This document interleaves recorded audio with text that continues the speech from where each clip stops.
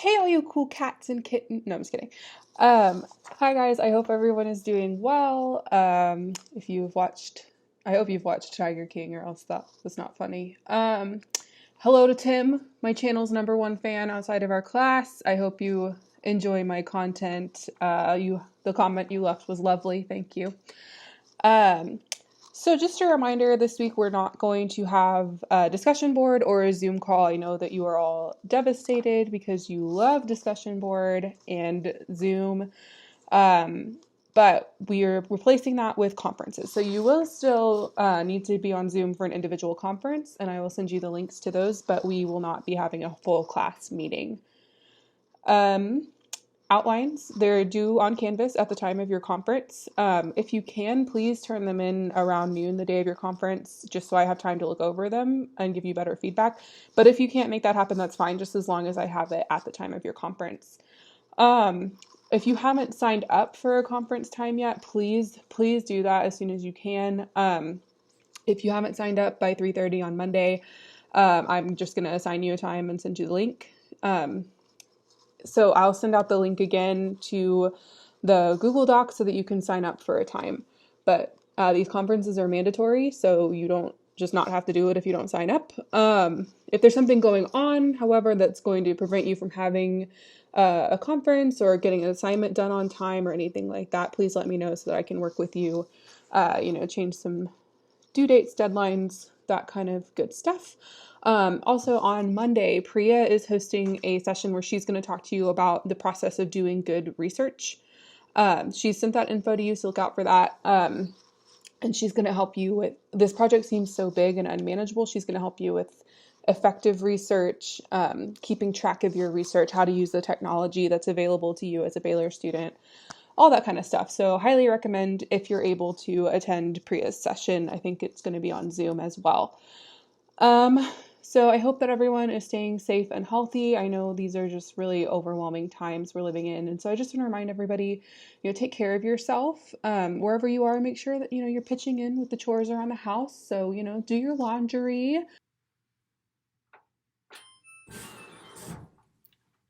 Help take out the trash. And make sure that you give yourself enough time to keep up with your work, even as we are all finding ourselves adjusting to some new colleagues. What do you think? Like A minus? You're right, it should be an A. Find ways to make sure that you're practicing self-care. For many of us, it's probably time for a haircut. Okay, so the trick with cutting your own hair is you just use whatever scissors you can find in your house, and then you just start cutting, like all the little random hairs that get in your eyes.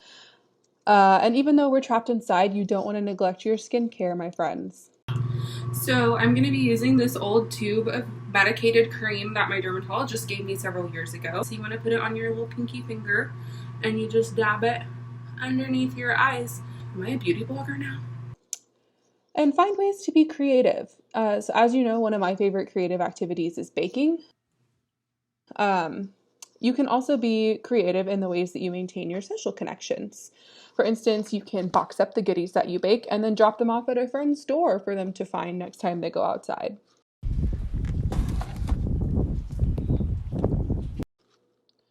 However you're communicating right now, make sure that you're staying in touch with your loved ones, whether they're home with you or far away. Hello. Hey there. Hey, Professor Carolyn. Thank you. Would you like to introduce yourselves to my students? I am Master Professor Carolyn's aunt. Thank you. That's what they call me, Master Professor Carolyn. No, they don't. The disrespect. I'm Carolyn's mom. Do you have any messages to share with my students? I got a new phone case. Wow. I know. Let's make this thing go away by staying very safe for as long as we can here and get this over with. Yes. A good message. Absolutely. Y'all stay safe and healthy. Do your research paper. Follow all the instructions. And of course, wash your hands.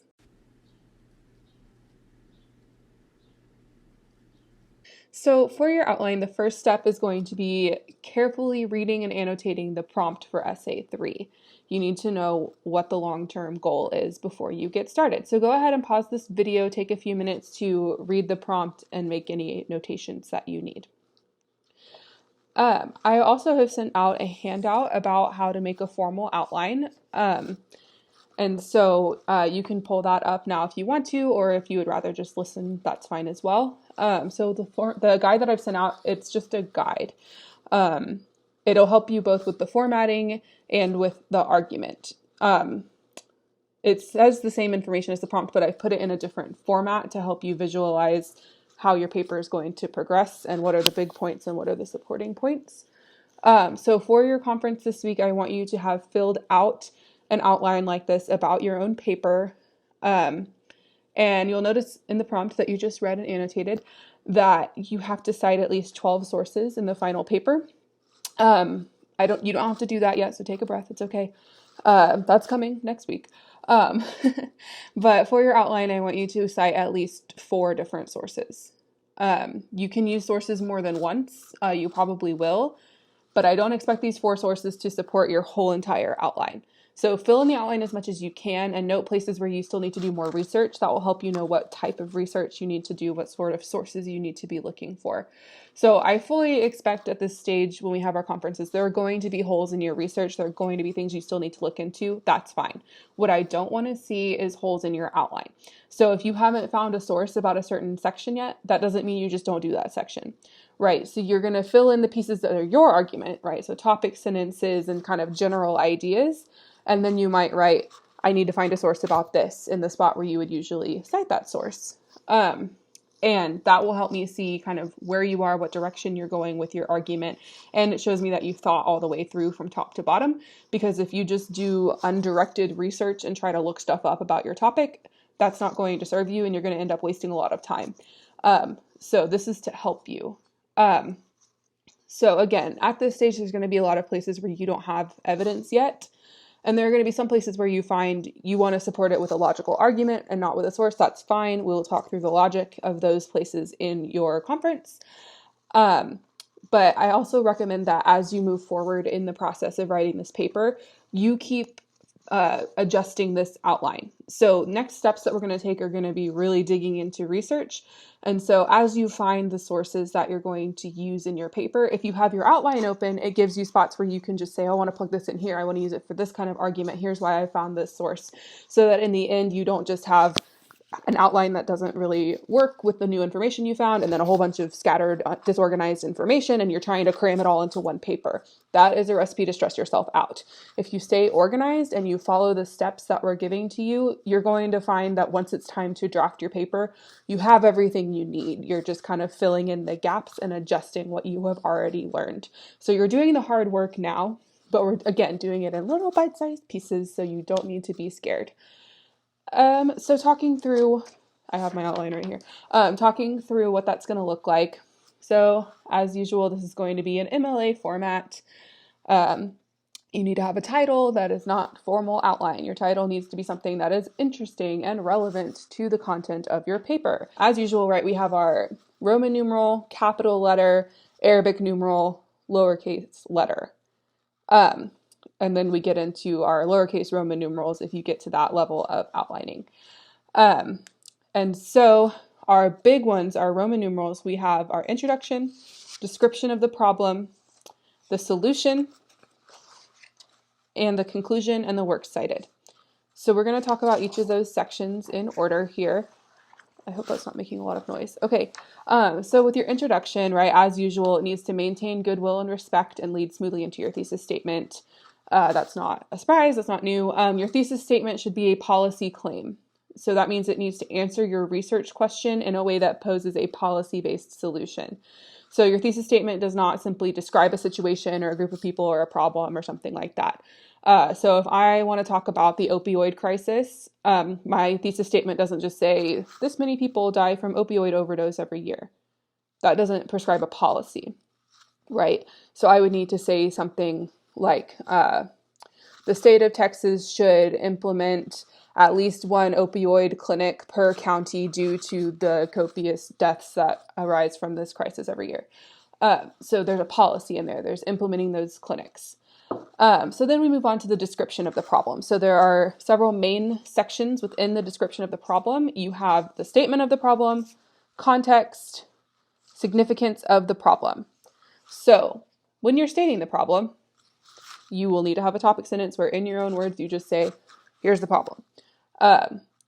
And so within your statement of the problem, right, you need to address the larger issue. So I might say like drug abuse is a huge problem across the United States and it has been for centuries. And I will give some evidence. I will back up that argument. I will talk about that. And then I will bring it into the specific. And I will say, in the state of Texas, opioid abuse is a huge problem because it kills this many people per year. Here's a citation. And, I'll bring it all together like that, saying, okay, there's a problem. People in the state of Texas are using opioids, they're abusing them, and then they are dying, and it's not being addressed. So then my next point is going to be context. So I'm going to identify elements of the problem that are context related that inform the way I'm addressing it. So I might talk about the context of being in Texas and what public health looks like in Texas, or what drug abuse looks like in Texas. Or I might talk about the context of the linguistic stigma of the idea of abuse, drug abuse, or a drug abuser, drug user. And so I'm going to explain all of those things and how they relate to my argument and why they are relevant. And then I'm going to talk about the significance of the problem. So I'm going to explain why is this problem important and why is it relevant, right? Most of you, if you're my audience reading my paper, most of you are not addicted to opioids. So why do you care about this? Why is it relevant to you? And why is it important to you? I'm going to explain those things, right? We're assuming, right? Obviously, I'm your audience. I'm the person reading the paper. But your problem needs to be something that you make your audience care about. It needs to be important and relevant, or else why do I want to read 10 pages about it? That doesn't necessarily mean that your audience is the person or group who are solving the problem. Please do not ask me to solve the opioid crisis. I don't know how. I am not equipped to do that. That's a lot of pressure. That makes me not want to read your paper. But I should still care about it and I should still be interested in the solution. So that leads us to your solution. That's the next section of the paper. And so that is going to include a position statement, reasons, and anticipation of objections. So in your position statement, this is going to sound a lot like your thesis statement. You give a statement that identifies the problem and offers a solution. So this is a place where I would say the state of Texas needs to implement 500 opioid clinics that are free of charge throughout the state in order to combat this crisis that creates so many deaths per year. So now I'm going to explain that in more detail. This is just going to be one paragraph in your final essay. So this is just explaining the solution, right? So I would say it would cost this much money.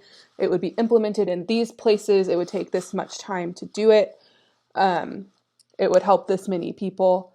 And then I will also include who needs to implement that solution. So I would say like the Public Health Board of Texas needs to do this or something like that. And I'm going to explain why that group is best suited to address the problem.